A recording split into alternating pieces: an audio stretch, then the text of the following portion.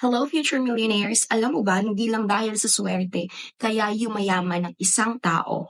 One reason for that is habits. Yes, tama kayo narinig. So in this video, we're gonna talk about millionaires' habits. Ano ba yung ginagawa nila? Bakit sila yumayaman? Pwede mo rin gawin to para maging next millionaire ka na ng pamilya niyo. So are you ready?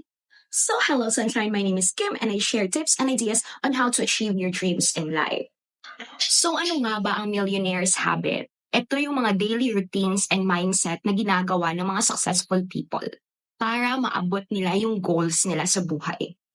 This is not an overnight success. Nagsimula sila in forming good habits. Success is the sum of small efforts repeated day in and day out.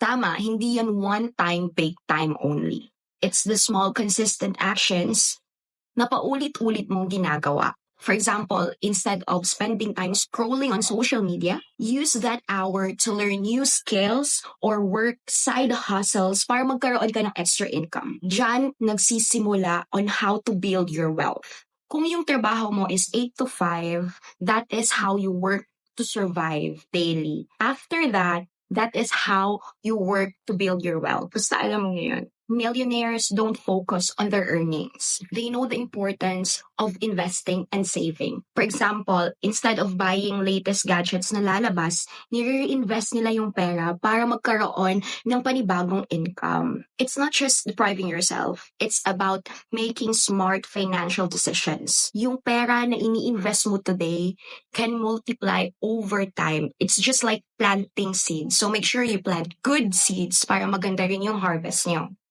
First step is invest to yourself. Yes, the best investment is you. Mag-aral ka ng new skills, you read new books, you take good care of your mind and body. Successful people know na kung hindi ka mag-i-improve, you're falling behind. So the key to success is to focus on your goals, not the obstacles. Millionaires don't distracted sa mga roadblocks. Instead, by saying hindi ko kaya, they focus on the solutions. For example, if they face financial challenges, they look for more ways how to earn or cut down all unnecessary expenses rather than just worrying about the problem. So be a solution focus, not a problem focus. Next step is do not rely on one source of income. Hindi pwede na isa lang yung trabaho mo or isa lang yung negosyo mo.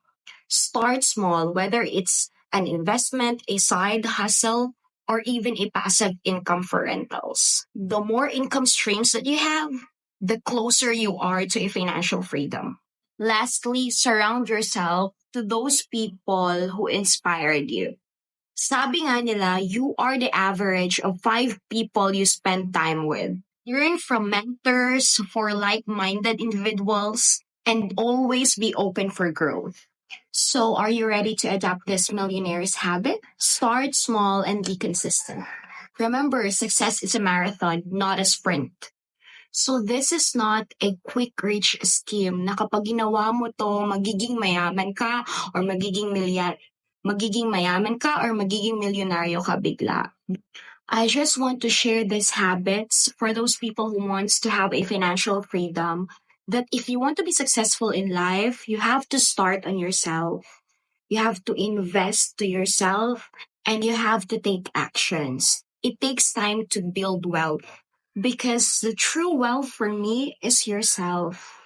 The true investment for me is myself. Lahat ng meron sa akin, posibleng mawala. Pero yung knowledge, skills, and wisdom, hindi yan makukuha ng kahit na sino. So every time I will start from the bottom, so every time I will start from the scratch, alam ko yung gagawin ko because I already invested with myself. I know what to do, nagawa ko na to, at kaya kong bumangon ulit. That is the true wealth for me. So kung gusto mo ng maraming tips on how to level up your life, hit that like button and subscribe. Kita-kits ulit next time, future millionaires. Bye!